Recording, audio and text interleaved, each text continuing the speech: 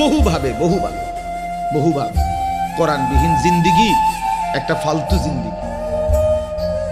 কোরআন তেলাওয়াত করতে পারে না, একেবারে দেখে দেখেও আল্লাহর কোরআন পড়তে পারে না, এটা ফালতু মুসলমান, একদম ফালতু লোক, এটা বাজে মানুষ, এটা আকামলা লোক, বাদ কতটি খায় আর ঘুম যায়, আসছে দুনিয়া চিত্তিয়া ঘুম যাইতে চিনছে ভাতের থালা, ফাঙ্গাস আর তেলাপিয়া, বুঝেন নাই?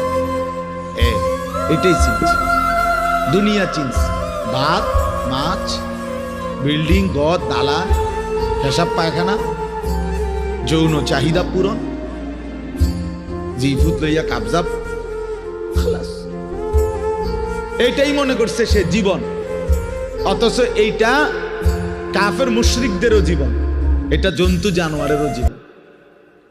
সমস্ত বেঈমানও এই খাদ্য পানীয় আহার নিদ্রা কামাই রোজগারি যৌন চাহিদা পূরণ পেশাব পায়খানা ঘুম ইত্যাদি নিয়েই ব্যস্ত। জন্তু জানোয়ারও এগুলো পূরণ নিয়ে ব্যস্ত। তা আমি যে মুসলমান, আমার আলাদা বিশেষত্ব কি? আমার আলাদা গুণাগুণ কি? ভাতখানার নাম নি মুসলমান, বলেন, ঘুম যাওয়ার নাম নি মুসলমান। তো তাইলে বিল্ডিং করছেন আপনি, আমি একটা বিরাট মুসলমান হুজুর, আল্লাহর রহমতে 6 তলা বিল্ডিং করছি, আপনি 6 তলা বিল্ডিং করছেন। এই 4 তলা 6 তলা 10 তলা এই সমস্ত বিল্ডিং আমাদের বাংলাদেশে যেগুলো, ইউরোপ আমেরিকা এগুলো তো গণা তো ধরেন, তো গরু গরু মনে করেন, এগুলোর তো তারা গরু গরু মনে করেন।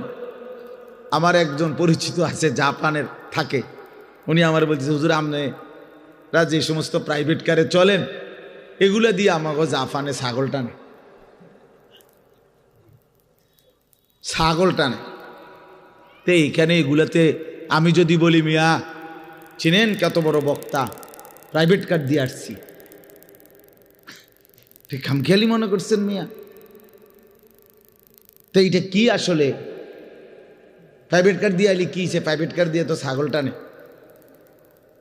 তার মানে এখানে আহামরি কিছুই না, কিছুই না।